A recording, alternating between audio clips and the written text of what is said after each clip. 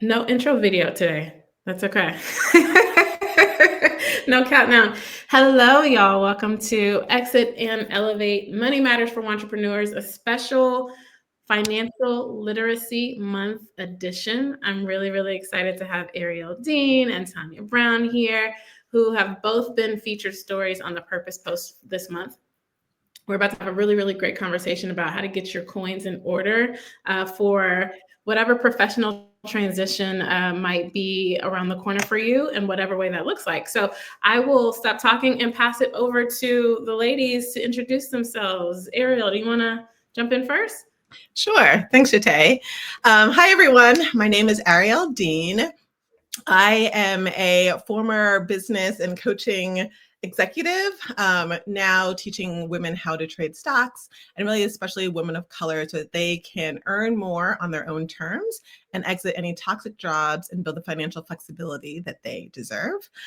So I teach a little bit of trading. I also do business coaching, but excited to be here and talk about all things money.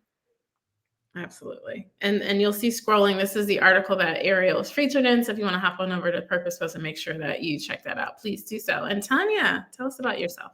Hi. Hi, everyone. My name is Tania. I've been in the financial service industry since 1990, started in 1997. If you ask me, it was still only 5 years ago. I now help corporate women get financially ready to quit their jobs and become self-employed. I love that. So we're just going to get right into it, right? Both of you mentioned money. You mentioned, your backgrounds and what you've done in the past. And this conversation is specifically, we say, for wantrepreneurs, right? Because there's probably a lot of folks who have a desire to move into something else. When you think about the job market, oh gosh, God bless the job market. All the folks in the government who have, lost their jobs, tech industry layoffs over the past couple of years.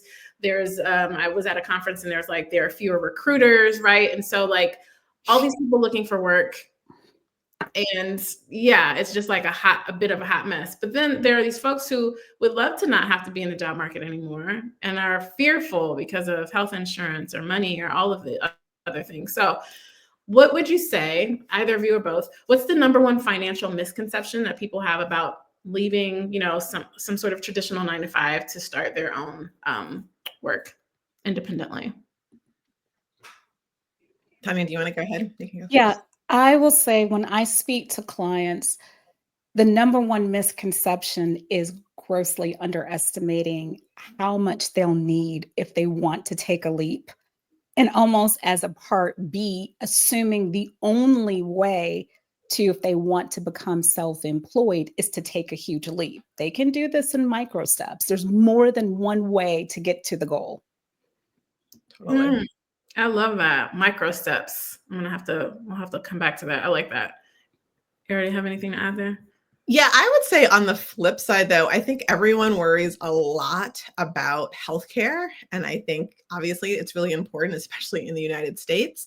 But I always tell people, just do the math. So lots of times we underestimate how much we're actually paying in healthcare because it comes out of our check every month. But if Yeah. you were actually pocketing some of that, you might be able to, and go on the exchange and just actually see what would it cost you from a healthcare perspective, because sometimes that seems like it's going to be this huge astronomical increase, and it's not always. It's going to be an increase, don't get me wrong, but it's not always as big in our minds as we think it might be. And especially if you can leverage while you're employed your health savings account or HSA. That's a great way to sort of be a supplement, so that if you do have higher insurance bills, you already have money that's been put aside tax-free for healthcare. So I would say that's probably one of the misconceptions. While it is more expensive, it's not necessarily always prohibitively so, depending on your circumstance, obviously, and your healthcare needs. So be mindful of health care and then micro steps. I love that y'all getting to the money immediately. We're already into tips, and I think we've been talking for 2 minutes. So that is, or 4 minutes. So that's amazing. So can we double click on some of these? Maybe, I don't know if it's too soon for micro steps, but I feel like if we're already here, we might as well just jump in there. Is there a small step that someone can can take now to sort of inch their way towards, maybe it's either making the decision, feeling secure enough to make the decision to go out on their own? Is there one thing that they could do today? One thing they can do is just simply research what they want to do. I've spoken to people who kind of stay in this stage and take no action. Research what you want to do, get as close to it as possible. It could be just volunteering at your church or place of worship or community, doing the thing you want to do. That way you get to test drive it. If you don't like it, you're not getting paid for it anyway. If you do, you're probably surrounded by people who are already doing it and can guide you to the next step. That's really good. A lot of people sort of try to think their way through like all the things, and it doesn't even have to be this type of transition. Like they're like, I'm going to make the plan and then do it. When so much of this work, you all know as entrepreneurs, is like testing, right? It's like, okay, I'm going to try this thing. I'm going to ask some people about it and I'm going to try it and see if it works. And if it doesn't, I got to move on to the next thing. So I agree wholeheartedly. You got to like really get in there. You can't just think your way. There is no way to just make a plan and then, the plan is going to go as is. That's like not really a thing. Mm-hmm. You have anything to add, Arielle? No, I would say the same thing. I think just trying stuff is probably one of the most underestimated skills of becoming more comfortable with trying something, not being good at it, not knowing exactly how to do it, but trying it and pivoting and then trying something else and going back. And so my background is actually in innovation and design thinking. And so a lot of that is, right, how do you fail fast and start building up that muscle to be able to try things and pivot and try again and see those as lessons that you're building that muscle and not as like, I'm failing and I don't know what I'm doing, which you will feel from time to time. But I think that's also part of the mindset shift of going from traditional corporate into more of an entrepreneurial space as well. Yes, the testing, iterating, the research and development of business, right? Which all business come into, right? Exactly. Yeah. So then I'll ask you, Tania, specifically, you are job exit strategist in your work, planning exits with clients. What separates people who transition successfully from someone who sort of doesn't, or maybe like kind of backtracks and decides to stay in the corporate? Is there Yes. a factor? So I find overwhelmingly for me, it's women that look at self-employment really as a launch pad to build a life they want. The women I work with are typically older. I'm in my 50s, so it could be why I track women in my own age group. I find the first step really isn't financial. They don't take the time to figure out what their self-employed life is going to look like, because what that decision affects everything else. And a quick example, I worked with a woman and her self-employed vision was she only wanted to work from 9 to 1, 3 times a week, half the year. But the clientele she wanted to serve were middle to lower income working single moms. And I mentioned they probably are not going to be available for the coaching that you want to do during that time. And the amount of money she wanted to charge, I'm like, I don't think someone making $70,000 is going to pay $10,000. So being clear on what that life looks like up front begins to direct all the decisions. And I feel people are so focused on the quit, they don't think of life on the other side, and they build a plan that becomes a prison rather than purposeful. Oh, that's good. And I have actual experience with this, in that, you come from a corporate space, especially those who may have been sort of in leadership positions, and like you get used to your day being a certain way, like your workflow is a certain way. And so for me, it's like meetings all day, every day. And so I didn't realize that I started to associate productivity with sort of like working in that way. So then with entrepreneurship, and the first sort of couple of months, or maybe even the better part of that first year, it was kind of like trying to fill my calendar up, or, you know what I mean? Like sort of feeling like, if I don't have all of these things on my calendar, am I actually even working? And it wasn't until this year, to be quite honest, that I was like, well, actually, what do I want my workflow to feel like and look like? And do I want the flexibility to go and work other places and to not be tethered to my desk? And, I literally didn't, I was thinking about what work I might be doing, but I wasn't thinking about how I actually wanted to work and not seeing it as, you know, an opportunity to create this version of life that I wanted for myself. So that's a really, really good point there. And I think a lot of that probably has to do with permission, you know, like what permission we're giving ourselves. Like, is it okay to even choose that, decide that or something? What do y'all think? Yeah, I think that's a big part of it, is especially just stepping out from where other people were sort of, and oftentimes defining what that work looked like. They were defining the rules. And so a big part of stepping out is you get to decide. But sometimes that can be challenging in and of itself because, right, it is a transition and there is a piece where you're leaving behind little bit more structured norms to create your own structured norms. And so I think that's really important. I just wanted to piggyback on something Tania said earlier. I always remember I had a boss many years ago, and he said to me, always make sure that you are running towards something, not just running from something. And I think for a lot of us, right, you're in a job or you're in whatever, and you're like, oh, I just want to get out of here. Like, I just want to do. But if you don't know what you're running towards, right, if there's not a thing that is feeding you, that's making you be like, this is what I want to do, just running from doesn't guarantee that when you get to the out of it, that you're going to be in a happier place or in a freer place.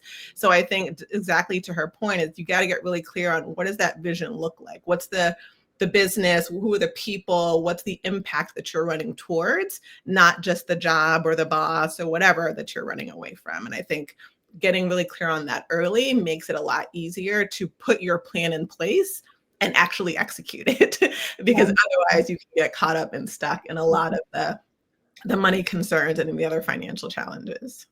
Yeah, I think that's really critical also, so that you're not like running out of the frying pan into the fire, right? And so a lot of people do that. Even when they're going from job to job, it's like, ooh, I just got to get out of this job. I hate it. I hate it. And instead of having sort of some reflection and trying to decide like what you want life to do, what actually isn't working about the situation, you sort of end up in a very similar thing because they didn't do the, you know, the self work, I think, first that is required for any type of transition, in my personal opinion. But speaking of what you just mentioned, Arielle, you are a trading instructor. You dabble in a number of different like investments, I think, approaches. How does that like play a part in someone's either their preparation for transitioning or even like the other side of that? Yeah, so I like to say there's kind of the 3 fundamental M's that you need to master. Is you got to get your money down, you have to get your mindset down, and then your mission. And so I think one of the biggest pieces to your point is, even though money itself is not going to be a driver, I've found money is often the biggest barrier for many of us to move out of whatever is not healthy for us, right? Like, even if you know the business that you want to do, there's a lot of balancing. Well, do I do the side hustle while I'm working? And then you're kind of burnt out on both sides. Or, you know, like me, I'm mostly a single mom. And so trying to do a lot of the like run the business and do that, like I was just like burnt out. And I was like, I need a way to make money that does not require a ton more energy, a lot more time, a boss. And so obviously I've done a lot of things, right? I dabbled in real estate, but trading stocks was one of the few things that I was able to do and learn while having my job that didn't require like me expending a ton more energy. And so I always say to women, like the biggest key to me is you need to have a way that you can easily make money, that you will feel like you have a financial safety net, even throughout the lumpiness of business, right? Because entrepreneurship is not going to be steady like that paycheck, right? And so if at this first sign of pause or the first sign of your business isn't going the way you want it, you're like, oh, I guess I got to run back to corporate, right? You're going to constantly be in this sort of back and forth. And I know that was sort of how I was. I tried entrepreneurship a little bit earlier, a few years ago before I had my daughter. And then I tried it again in 2020. And every single time it was like, I would get that going. I'd have coaching clients. And then I was like, no, I got to go back to my corporate job. I'm not putting enough effort in. I'm not doing as well. And then I would do that and I would do great at corporate and I'd put my business to the side. And so I think really having an opportunity to figure out a way. It may not be trading, but I have found that trading is one of the ways that you can close any financial gaps while you build your business. Or it can also be a way to help build your financial safety net before you actually leave, right? Before you make the leap, because you do want to have some runway financially as well. And then, right, then you also want to work on your mindset and your mission and really understand what it is that you want to do as you move forward. But I always say, not everyone loves trading, but I would say give it a try, because you might have heard some myths that you think are been meant to keep a lot of us out of some of these areas, where it's just how most people make their wealth. I like what you both are saying. There seems to be a thread of, like self-awareness, like really checking in with yourself. What are you moving towards? Why are you moving? What kind of life do you want? The mindset to accomplish that. And then even in your example, Arielle, it's if trading might not work for everyone, but it worked for you and your lifestyle, and like that's what you were able to do. Maybe for someone else, it could be real estate that might be better for them. But there is sort of this this theme of like you really have to check in with self, regardless of the route that you take. It sounds like what I'm hearing from both of you, which I love, and I think it's really important. For either of you, let's talk about runway. Like someone is deciding to transition in whatever way, works for them. What type of runway are we thinking in terms of like financially preparing for takeoff? For me, I kind of walk people through. I tell people to consider a runway a formula as opposed to a number, because that runway has jobs to do. The purpose of that runway is to be the foundation. So in those first couple of years, when you're doing a lot of work and bringing in zero, you don't have to go back to work. And I find the first piece of advice most people get is to save 6 months. And I do think that is helpful, but I do think it's incomplete. So savings and kind of the rule of thumb, and again, this is based on 1,000 numbers. 6 months may make sense if you already have clients, you have a strong part-time business, you have a partner that maybe can pay the bills. That's when 6 months makes sense, because you're off and running. You're not going to you already got your business started. But if I get the person that comes to me that's like, I quit my job and I don't have a business idea, period. I'm thinking I don't know about all of you. It took me 6 months to a year just to figure that out. So really, it took like a year before money came in. So you're going to need to think of where you are in your business. Do you have clients? To think if 6 months makes sense or a year. But that's not the only thing you need money for. So the next thing is I encourage people to buffer in with their deductibles to help with life what ifs. And I'll tell you what happened to me. 3 weeks after I quit, a pipe burst in my kitchen, because I reviewed my insurance and I got my deductible quite a bit lowered, which kind of goes against conventional wisdom. But I knew I needed the least amount of money coming out of my savings, because that's what I was living on. It cost an insane small amount, and we redid our kitchen. So home deductibles, auto deductibles, health deductibles, I encourage buffer that in. It just makes you feel better that if something happens, you're not tapping into living. And then next would be evaluating upcoming expenses. So I get people to think, in the time you quit, what's going on in your life? Are you going to have a milestone birthday and you want to hang out? Is something major going on? The money got to come from somewhere. I would prefer for it not to be debt. And I always tell people, when you're starting a business, there's so much uncertainty. Debt should really not be one of it. So you want to buffer that in.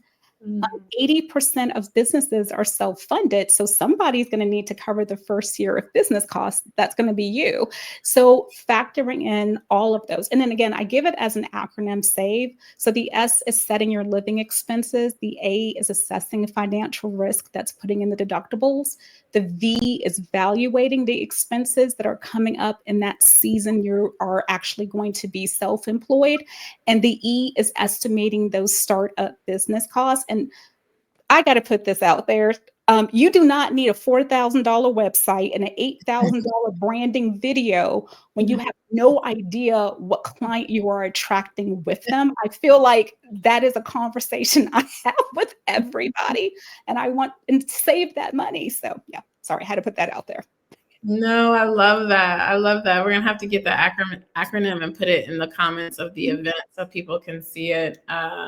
Agree, right? And I think so much of this is that people just don't know what we don't know. And I think that's why conversations like this for me personally are important, because the under the hood, like actually how is someone doing that, is more helpful for me as someone who learns from models, right? And just to even hear someone think through like, okay, expenses, deductibles, I would not have thought about that. Deductibles, like all of those things are, yeah, just even the strategic thinking around how to prepare, I think is really, really helpful in my opinion. Would you add anything to that, Arielle? Yeah, I mean, I would just completely piggyback on that, especially the piece around like you have to understand the formula for yourself, right? So myself being a primary parent, my daughter's in private school, right? I was like 6 months is not enough, it's not enough runway, right? And so I think you have to know and figure out how much time do you want to be comfortable but without starting to do crazy things in your business, right? So I think runway is a really great way for you to give yourself peace and grace to come up with the business that you really want to, that you desire to create and step into, and not to have this pressure that you have to make ends meet and you have to get the bills done, right? Because then you will either abandon your business or you're going to end up making potentially choices that you may not want to make because of financial matters. So I wholeheartedly agree. And I also talk a little bit about just figure out your lifestyle limit, right? So I think to your point, what are all of the things that you spend your money on, and get that as consistent as possible. So I always say, like, I had a really good idea. It's like, I know exactly how much money we need each month. And I practice living off of hitting that without having to like look at all the numbers. Like, how easily could I hit that number consistently? Without worrying, without things going up and down, right? Like if I gave myself enough of what that buffer should look like. And once you get yourself into more of that automated condition, right, it becomes a lot easier for you to feel like, okay, I actually feel like I could live like this and consistently over time. So I think that's definitely another piece of it too that I've definitely implemented as part of that process for your So runway.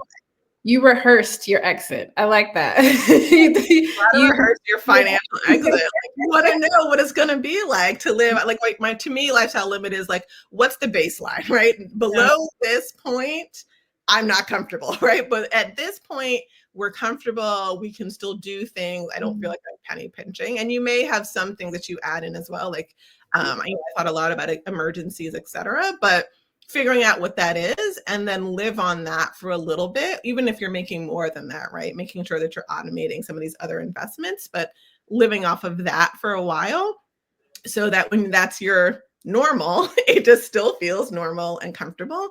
And that'll also help you a lot with just streamlining your expenses and your financials as well. Yeah, I love that. I do encourage all of my clients to test drive, because if I had a 2, it is grossly overestimating how much you can cut back.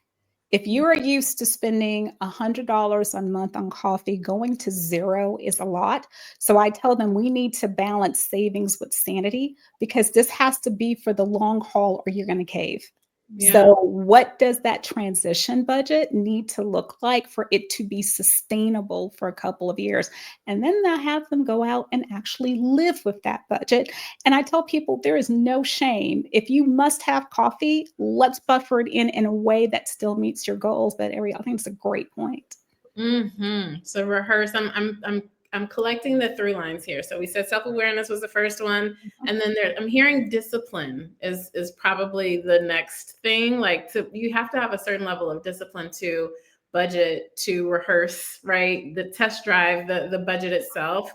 I see a little bit less of it being like, because discipline to me feels like you're restricting, you're refining. Like what's the amount where like you're good? So exactly to your point, right? You're still going to Starbucks, you're still buying the activities for your kid, right? But sometimes we don't even realize where money is going, right? And so we think because we get paid a certain number that we need all of that certain number to live.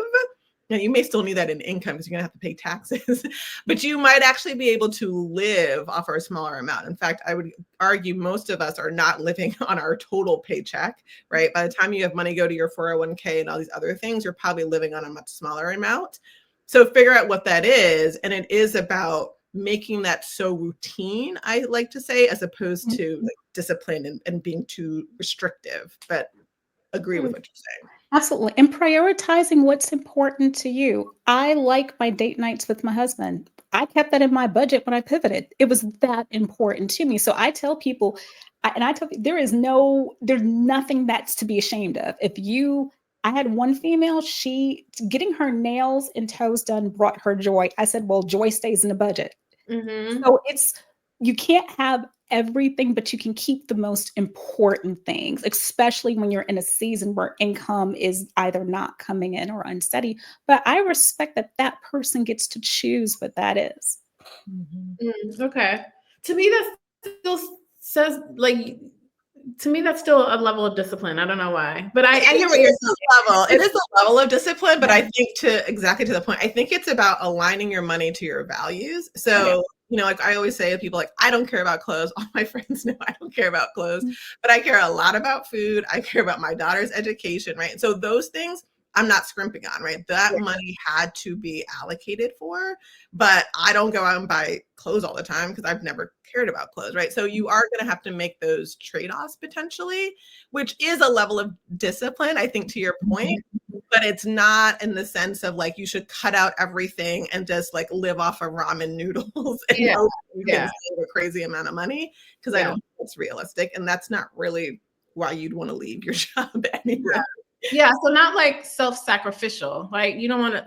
It's not that right extreme, but I think that there are some confines, guardrails that you do for a season in order to prepare you for the next one. Is kind of what I'm getting. So speaking of, let's talk some more about habits. Like, what are some maybe financial habits, maybe mental habits that folks can be employing now? Like, if they are someone who is looking to exit. My first thought with mental habits, and this was extremely helpful to me, understanding kind of a business success path, if you will. And I got this from a business coach, and it was so important. Understanding, like, when you go through business, there's certain stages. You kind of have the interest stage. That's when you're just thinking about the business. You have the investing stage. That is when you're actually putting money into it, which can feel terrifying because you're actually saying what you're doing. And then is what I call the immersion stage. And that's when you're all in. That is hard, but in that stage, you are validating and testing. And if you keep that mindset, you don't feel like everything is failing. You understand you're testing what clients you like, you're testing what services you like, you're testing everything. So setting expectations that where you are in a business, also what I wish somebody would have told me is that in the beginning, you were spending more time in marketing and sales than actually providing the service. And I thought I was a failure. I was like, what's wrong with me? Why am I not doing more coaching? And I had this amazing coach that said, you're not at that stage yet. Right now, people don't know you from Adam. So you are in a stage where you've got to build the business, and then that testing and validating, because everything is so new, takes time. So having your head set on that, I think, makes the rest easy, because you're not judging yourself by unfair standards. Yeah. But, and again, it goes back to, we don't know what we don't know. I think what we know of business is what we see, because in our corporate worlds, right? These are these businesses that are already established and already have teams and employees and policies and processes and all of those things. And so we think that, if I'm starting a business, then if it doesn't look like this, then it's wrong or something. And so, could we sort of demystify or just tell the truth about what it means to be self-employed, I think, is probably another aim of conversations like this, because it can look so many different ways, from models to workflows to lifestyles to, it had last month Felicia Jones on, who is the owner of I Find You Clothes, and she, like, her whole reason for being in business is so that she can travel around the world with her husband in an RV, and now they're going to be on a sailboat, and so her model has to work such that internet is not really a huge thing, you know, like she doesn't have to be in front of people all the time. But it's like, yes, I think we need more stories like that. You know, it doesn't have to be, I'm gonna, you know, need like capital. I'm gonna go to a VC firm and like I'm gonna do this platform and have to be, you know, it doesn't have to be that. It could, but it doesn't have to, you know. Yeah. This is good. Good. No, I was going to say, in terms of mindset habit, this is very close to what you were saying earlier. Is it sounds a little bit woo-woo, but I think it's probably one of the most important, is to practice or start to build the habit of trusting yourself. So I remember we talked about this before, Shate. Before I even moved into entrepreneurship, I hired, I'm not sure if this is actually her title, but she was like an intuition coach. And I had said, because I just felt like I had lost all connection to my intuition. And sometimes, especially when we've been in corporate or business or whatever it is, so much of how you've been told to make decisions is right based on the data, based on what the higher executives say. What does the executive committee think? And I had to actually retrain myself to listen to my intuition, but to also trust myself, to trust what felt good, to trust what I wanted to do. And so literally it was like baby steps where I would have to say like, okay, today I want to do X, and then like see if that actually planned out, right? Or taking small steps now, maybe if you can while you have your job, whether that's doing something on Instagram or getting out there and using your voice, but trying something, testing and like checking in with yourself, like, what do I actually want? What does it actually feel like I'm telling myself to do? And then moving forward with that. Because honestly, I think that's one of the hardest pieces about entrepreneurship is learning how to trust yourself and listen, obviously get guidance and support from coaches and other people. But a lot of what coaches help you do is to identify what you already hear and you know internally. And so I would say that's one of the biggest mindset shifts. And you can do that now while you're working, and you'll continue to do it and practice it forever, probably. But I think that's probably one of those underestimated mindset pieces, because it's not a tool specifically. In terms of financial habits, though, I would say, I think it's part of what you asked as well, is just starting to automate what you have now so that you can be consistent with that when you are having your own money. So for example, when I was working in corporate, I always had my money automated that went into investments. I had a certain amount of money that went into money that I spent every month. I had a certain amount of money that went into more of like my emergency or my like business runway fund. And by setting that up and having that automated, right, when I switched into entrepreneurship, I just switched where some of the buckets were going, right? There's a lot smaller amount that was moving into some of the different buckets. But it really also sets you up for your business so that you can think about like your profit and your taxes, right? And some of these other areas that you need to make sure you set aside in your business. If you can start to build a habit now of automating and not just being like, well, you know, I have plenty of money coming in, so I just sort of spend it wherever.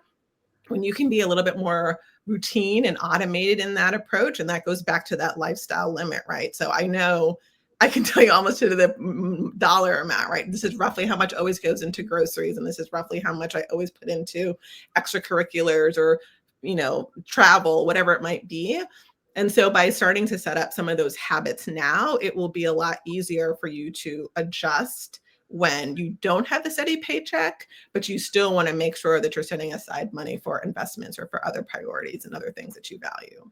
Yeah. And to piggyback off of that, I would say tracking expenses. I'm sure neither one of you would be surprised by how many people come to me as a financial coach wanting to leave their jobs, and they really have no idea how much money is coming in or coming out. And knowing that number is vital because you're basing your savings off of that number. So if anything, track your spending. And as they're tracking their spending, I always say do a monthly audit and go over 4 things, because you're not only tracking it, but you're tracking it potentially for a season where you won't have savings. So figure out what expenses you want to keep. And as I mentioned before, this is on you. There may be expenses you need to reduce for this season. There may be expenses you need to eliminate. And this one people are surprised that there may be expenses you need to add. Arielle mentioned it before, but your healthcare costs may go up. It may not go up as dramatically as you think, which I think it's so important to look for different places for healthcare. And I do work with my clients on thinking through the exchange. Local chamber of commerces sometimes have healthcare plans if they belong to professional organizations. There's health sharing plans. So there's a variety of different options, but that is probably going to be an addition. And that audit helps you realistically kind of figure out what this budget is that you're going to settle on. That again, this is what your savings is going to be helping to cover while you're building your income. Yeah, that's good, y'all. These are really, really, I think, what's the right word? Like the tips. I was going to say fruitful, but that doesn't quite capture it. But it's like really, really helpful tips. And we're speaking a lot towards the person who is planning to leave. But there are so many women who I've met who just like couldn't take it anymore. Unfortunately, I've encountered a lot of women of color, especially, who are in these toxic work situations. Maybe their confidence was bruised, poor leadership. Maybe they were sort of forced out on a restructure, or they literally could not take it anymore. And so they were like, my piece is worth more, so I quit. And so now they're out of the job. They have already exited. They did not have the luxury of necessarily planning it. And they're saying, I don't want to go back there. I can't do it. I don't want to look for another job. I'm out here in these streets and I got to figure it out. What are we telling them? How do we help those people? I have spoken to quite a few. Yeah.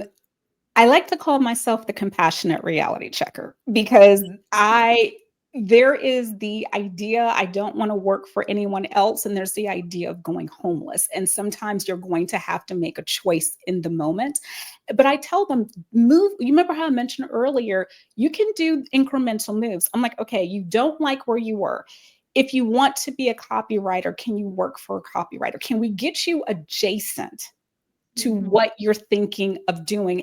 This time the job is purposeful because it is specifically building the skills for your future self-employment, but you're also are earning money, because if you have a lot of debt, if you don't know where your money is coming or going, we have to be realistic here.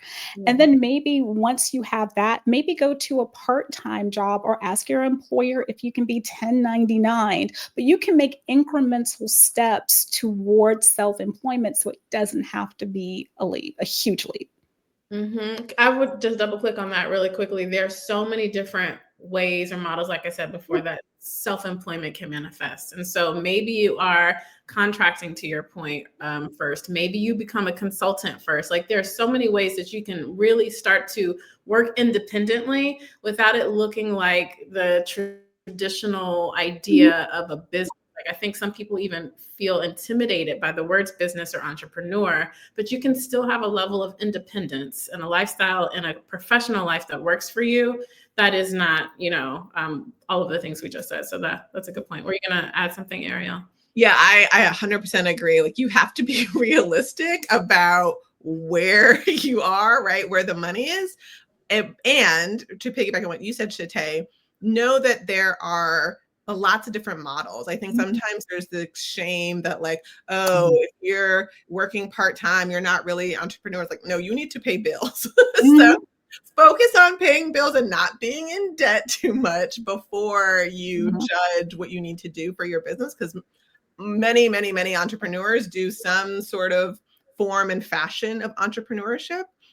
And so I think like the first thing you can always do, actually, it's probably one of the first ways I got into entrepreneurship, was reaching back out to prior jobs, right? So I actually did a consulting job initially with a previous CEO that just kind of reached out to me on LinkedIn, and I was willing to say yes. Was it exactly what I had wanted to do? Was it exactly the purpose that I wanted to do? No, not yet. But it was a great way for me to start to build some foundations and make sure that I was understanding what this consulting and coaching sort of world would look like. So definitely think about who or what's in your network, right? How can you leverage the people you already know, the companies you've already worked with, people who already know, like, and trust you, as they say, and offer something that maybe you have done in the past, even if you wanted to pivot or get out of that. Just how can you leverage the expertise, what people already know that you do well, to give yourself a starting point if you didn't have a chance to build up some runway, if you are still looking for a financial safety net that you need to build, and know that that is still making progress towards what you want to achieve. You're just taking, a different pathway. And entrepreneurship can be consulting, it can be subcontracting, it can be getting sponsors, right? It can be coaching. There's not a one size fits all, but you may have to try a few different sizes before you get to the one that's like fully aligned, right? And fully bringing you joy. And so I think that's one aspect. I also, obviously, if I was going to give a plug, if you learned how to trade while you have money, right? I always say that that is a great way to build up a little bit of income to start to save you. I don't suggest that you trade to replace your income, because that's how people lose a lot of money when they try to make a ton of money trading. But if you can learn, especially if you can learn while you're employed and you're not like searching for money, but even if you've left, if you can learn how to do that, that's a great way to start to piecemeal and at least build a little bit of income while you potentially search for jobs. Because let's be real, it might be hard right now to find something if you've already left a job. But I think those were some of the ways that I would definitely start to think about it for someone like that. That's good. What would y'all say? I was sitting here trying to say, okay, like if I had to sum up the through line in like 3 sort of moments, it didn't have to be 3. What would they be? But then I thought maybe I should just ask that question to you all. Like, what's the essence of this for you? I need to think about that one another second. The essence of So like I was thinking, okay, we said early on there was like this conversation around reflection and self-awareness. Then there was this conversation around sort of habits. I feel like the word discipline worked for me, but y'all were like, not that. So I was thinking maybe it's like tracking and testing, something like that. Are there any other through lines in you all's opinion about this conversation? I think Arielle spoke, I think everyone spoke to this, but becoming self-employed is a life shift. And I think people people underestimate how much of everything from who you are, your identity, your relationships, your thoughts of yourself will shift. A good friend of mine had said, and when she said it, I was like, oh, dang, she's right. She said, being self-employed is one of the most masochistic self-development experiments a human being would ever choose to perform on themselves. And every doubt you have comes to the surface, everything. So I think the through line is it's a major shift that's going to require a shift in how you think through every area of your life. Yeah, I would 100% agree with that. I would say if there's a through line, I think there's a lot of this push and pull. And so there's a lot of tension points that you have to go through, right? You want to be both strategic, but you've also got to take action, right? You're going to have to try things that maybe blow up what your plan was or what your strategy was, but you won't know until you try it, right? And so really balancing those two, I think similarly, you need to have a financial plan, right? You need to know what you're going to do, but you also need to be willing to spend a little bit of money to know what to do, right? To get your business off the ground, to understand how to guide yourself in this new world. And so I think a lot of it is, again, goes back to that learning how to trust yourself and learning how to be okay balancing some of those tensions, right? How do you make sure that you are staying true to who you are and how great you have been in your corporate job and how much expertise and all of the things that got you to this place, while still trying something new and trying on a new identity. And so I think a lot of it is about becoming okay with the yes and the balancing, right? Is that, I worked in corporate, I've done brand strategy, I've done innovation, I've done in consulting. And now I'm pivoting to something different because I really want women to understand their own financial power and their ability to create more of the life that they want once they have done a lot of that first act, which I think I think there's a ton of benefit to being in corporate environments. And a lot of the skills that you learn become very helpful to you in entrepreneurship, but some of them hold us back. And Yeah. so again, right, that's that balance of, I learned a lot about product management. I learned a lot about how to delegate and how to run teams being in corporate and how to build systems. And now I also have to learn that it's okay to have progress over perfection. And I have to learn that it's okay to not have everything buttoned up before I can present anything to the world, because I don't have a $1 billion brand, right? It's just this brand. And that authenticity maybe means a lot more to people than being perfect in terms of how you're executing things. And so I don't know if we talked about all of those pieces, but to me, that's probably the biggest through line, is really sort of starting to balance and juggle some of these tensions. And as you try more things, as you build the plan, as you start to try on this idea of becoming a business owner or an entrepreneur or whatever you want to call yourself, learning to trust yourself and to trust that there are other people who are maybe having the same struggles, but you're going to be okay no matter which way you go. Ooh, that's good. Yeah. Tanya, you're going to say something? Yeah, I do want to give a special note for people who work in toxic environments, because this is what I wish somebody would have told me. When you work in toxic environments, gaslighting is the mode of operandi. And unfortunately, gaslighting will erode your intuition. You Mm. start to question yourself, you start to question your judgments, you start to question everything. So I do try to tell women, like sometimes I'll do a free 30-minute consultation, and sometimes I'll tell someone, I think you may need healing before we embark on this journey together, and just getting detox from the corporate toxin. So if you feel, I'm scared to make a decision, I don't know, I used to be good at this and I don't know why I struggle, it may be your environment. So getting healed, recognizing it's not you, it's probably your environment. Kind of like what Arielle said, to kind of reconnecting with yourself, your intuition, getting back to trusting that, because you are really going to need that as you navigate this new world. Oh my gosh, like 1000%. I agree. Ask me how I know. Like for real, for real. And I was gonna say, I was like, oh, should I insert this in this conversation? But I'm gonna maybe stop censoring myself. But when you become self-employed, all the things you said, Arielle, trusting yourself, the being comfortable in the ambiguity, like trusting the process, but also this part, Tanya, I was gonna say, like for me specifically, there is no way that I could have embarked on this journey without God and my therapist and my community of entrepreneurs. Like having accountability sinks where I'm just like, I don't know what I'm doing, I want to quit. And Arielle, you're being like, girl, you're fine. Like what, like I need all of that to keep going.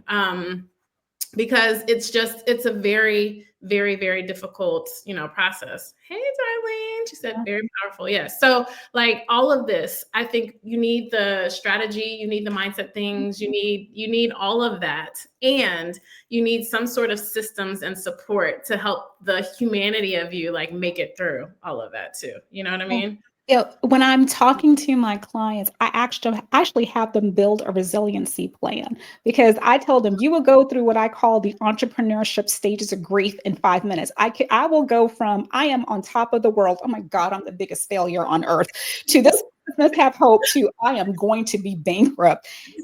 5 minutes. 5 minutes. If I have not built a routine to help me manage that, I would go under. And one of the things I say is community. Find people, because no one understands this journey unless someone that is going through it. And I find well-intentioned people will project their insecurities on you and mask it as helpful guidance. Yeah. So I always tell people, have that in place. I call it a battle plan. So I'm like, for me, I am Christian, so I have my battle scripture and I have that mantra. So have a mantra. I don't care if it's the Rocky song, something that hypes you up. Have community. I don't care if it's online, a podcast, but you have to have something that you can anchor yourself into. Figure out the activities. For me, it's a walk in the park. And that just anchors me when I'm having those days. And as crazy as it sounds, I even have a battle playlist. So when I can't articulate it, I have a playlist that I listen to and I walk around with. That you have to have tools. Again, as a person of faith, I feel like if you're stepping out in your calling, the enemy is coming for you. We are told to armor ourselves. So I read the armor of God, and I kind of I put my name in there, because I find saying Tania is a child of God, like I'll actually read the scripture with my name, and that helps to anchor it to me. But you have to have some resiliency plan, because this is a battle. I mean, that I would just echo all of that. Entrepreneurship, to me, it is such a faith journey, which is why I know, right? Like, we were all created by the creator, and we are all creators. And I believe that entrepreneurship is our ability to create content. But faith is just such a big part of this journey. Faith in who your source is, faith in yourself, faith in what you hear God directing you to do or not to do.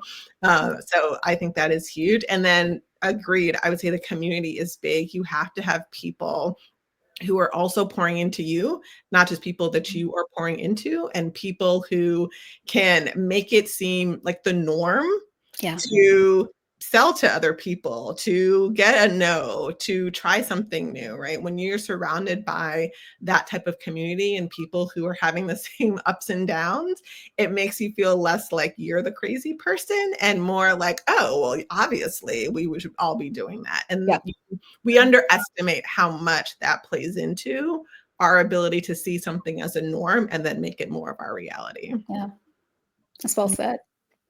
Very well said. This was good. That I needed that. Even this last little bit was for me, because I had one of those days today, Tanya, where I woke up and I was like, what's the point? What is it all for? Like, why are we doing this? Why do any of us do any of the things, right? And I was on my walk when it was happening too. And so I found my little Kirk Franklin 1, 2, 3 victory, and like had to pull myself out of it. But legitimately, like, it is day by day. Day by day, one day at a time. So this has been an incredible conversation. Thank you both so very much. Can we share with folks how people can find you? Sure, I can jump in. So I'm on LinkedIn, so you can definitely always DM me or message me there at Arielle Deane. And you can also learn about all of my services at my name, so just arielledeane.com. So you can learn about either trading classes that I offer, as well as business and strategy coaching. And then you can also listen to my podcast if you want to hear more, called The Independent Mom, where I interview women and also share different tips just about either your business or becoming more of your own, building your own wealthy life, because I think that's really important for all of us, whether you're with or without a partner. So that's where you can find me. Yeah, and we'll make sure we put this in the comments. What about you, Tanya? For me, it's taniapbrown.com. That is my website. And I always tell people, if you are wanting to become self-employed, but you're struggling with the financial how, I can help with that. So I say, just book a free 30-minute call. We put our heads together and help you figure out your next best step. It's not always me. And if it's not, I've been around since the dinosaur age, so I can point you in the right direction.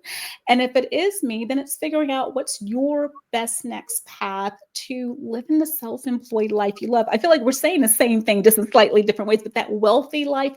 But ultimately, you're doing this to have freedom of your time, work that lights you up, and no performance review determining your income. So we want you to be able to live that life. That part, period. You get to determine your income, not your performance review. Yeah. With that, I'm going to wrap up this Financial Literacy Month edition of the Exit and Elevate conversation. Thank you all. Thank you again, both Tania and Arielle. I appreciate your wisdom, your stories, your expertise. I want to employ you all who are listening, even if you're catching the replay, go check out Tania and Arielle's articles on the Purpose Post for some really interesting insights on trading and building your own financial safety net. And then also, how to exit gracefully, masterfully, like Tania has. I mean, side note, Tania used to teach people how to survive grenade assaults. And so like she can absolutely teach you how to survive whatever transition you have going on now. But check all of those things out at thepurposepost.com. And yeah, we'd love to continue supporting you with stories and strategies like these to help you live the life that you truly desire for yourself. So thank you all again, and we'll see you at the next one. Thanks. Awesome. Thanks so much, Nate. Thanks.